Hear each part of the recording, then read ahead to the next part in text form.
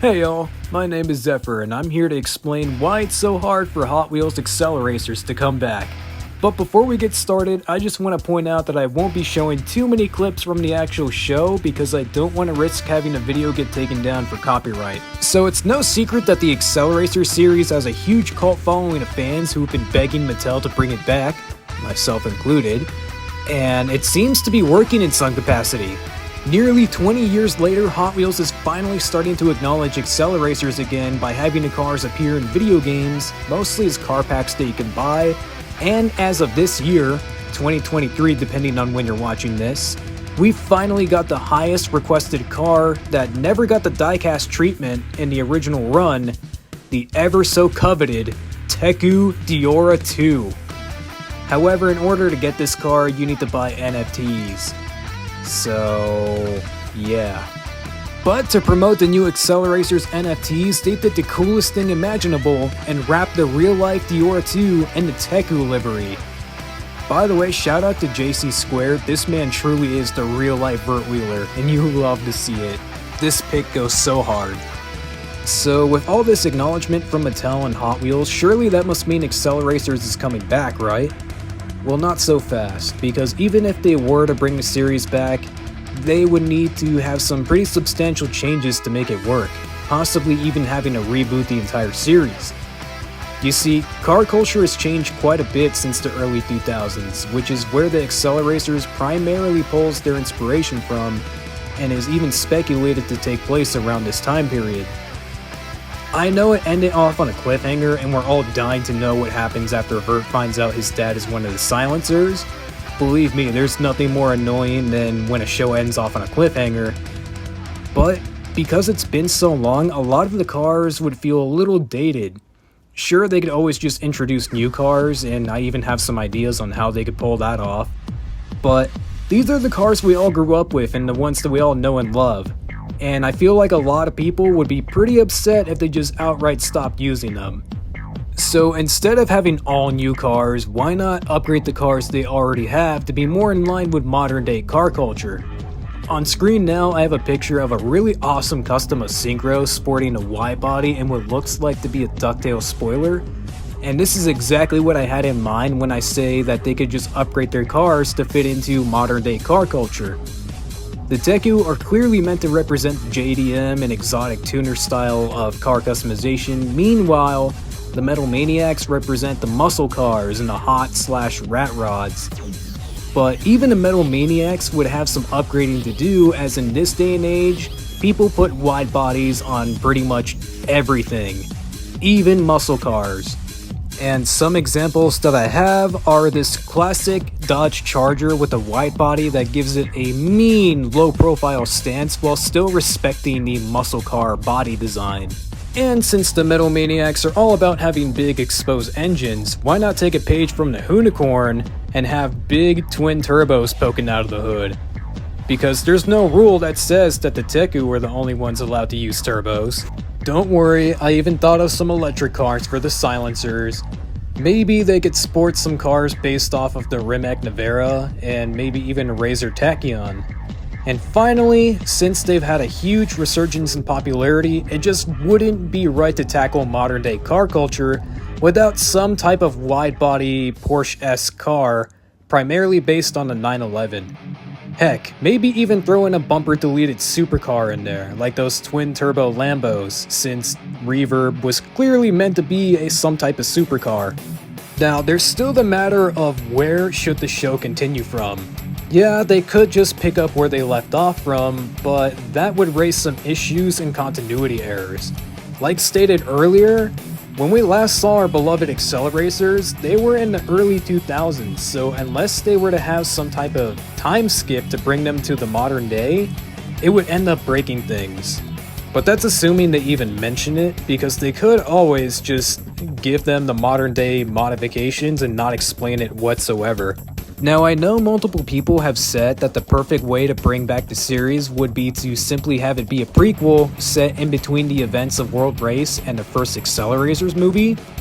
That way you can still have the early 2000s car culture the series is known for, and it would serve as a great way to test the waters and see how people would react to it. But come on, we've been begging for new AcceleRacers content since forever. Of course we'd love it, even if it did suck. And there's even a group of fans working on their own prequel comics to tell the story of how the factions were first started and explains the rivalry between them. They look really interesting, so be sure to give them a read. I'll see if I can find it so that way I can link it down in the description. Now look, before I even make this next point, because I know AcceleRacers is the farthest from realistic, spoilers even made 2 videos covering this topic already, but just hear me out, because I think a little bit of realism would make AcceleRacers so much better. But something I hope they'd address if they were to continue with AcceleRacers is how all of the cars seem to drive and handle the exact same, which doesn't seem very realistic. Because you're gonna sit here and tell me that classic muscle cars with the entire front of the car made up of engine block handles equally as good as souped up sports and borderline supercars? Yeah, I don't think so. But this could give them the chance to do some pretty cool stuff with the cars, and I think it would be pretty cool if each of the cars had unique strengths and weaknesses that would make the cars not only feel more believable, but also give the cars a bit more character, with each of the cars being suited for specific situations. But I won't dwell on that too much because there is some unfortunate news on why AcceleRacers won't be able to return.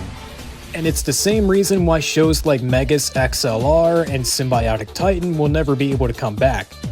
It's due to the networks classifying the shows as a failure, writing them as a tax write-off, and this prevents them from being used again. But of course there are loopholes allowing them to be used for cameos and references, but not outright having a property be in the main focus. I'm not even gonna pretend that I know about all the legal stuff that goes into this, and there are other YouTubers that explain it way better than me, but this is just a simplified explanation of what's happening with the shows. And unfortunately, AcceleRacers falls under this category. This is the reason why it's taken so long for anything new to come out of AcceleRacers. While it is a Hot Wheels property, the show isn't actually owned by Mattel. It's only because it was a Hot Wheels franchise that Mattel was able to trademark it, allowing them to make the toys and other merchandise.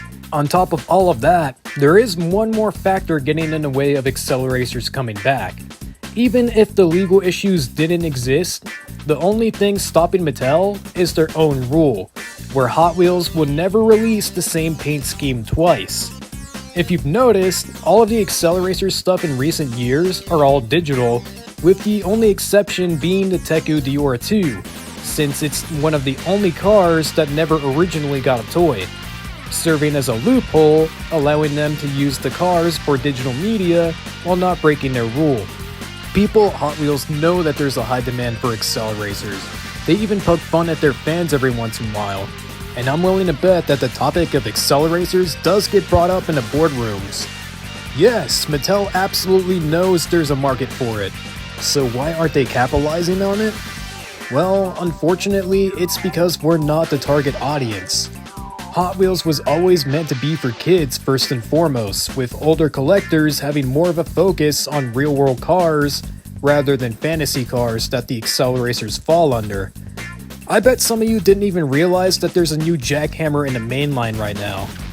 That's how much the fantasy cars are getting pushed back in favor for the more real-world cars. Mattel is a business, and the market for AcceleRacers to them is minuscule to where it wouldn't be worth it for them, as it wouldn't make as much money as mainstream properties and collabs like Fast and Furious. Simply put, why risk millions of dollars reviving an old niche franchise that only certain collectors will buy, when they could just stick to the franchises that everyone knows and are guaranteed to sell well? The sad truth is that no matter which way you slice it, the return of AcceleRacers has a lot stacked against it. But not all hope is lost. While yeah, our favorite childhood series may never return, there's always the chance of something new coming along and being just as good. So, as we round things off, I sincerely hope you enjoyed this video, and I ask that you like and subscribe as it greatly helps out the channel. I know I may have made it a bit hard to do that with all this talk of AcceleRacers never returning, but as a great quote says, don't be sad because it's over, be happy because it happened.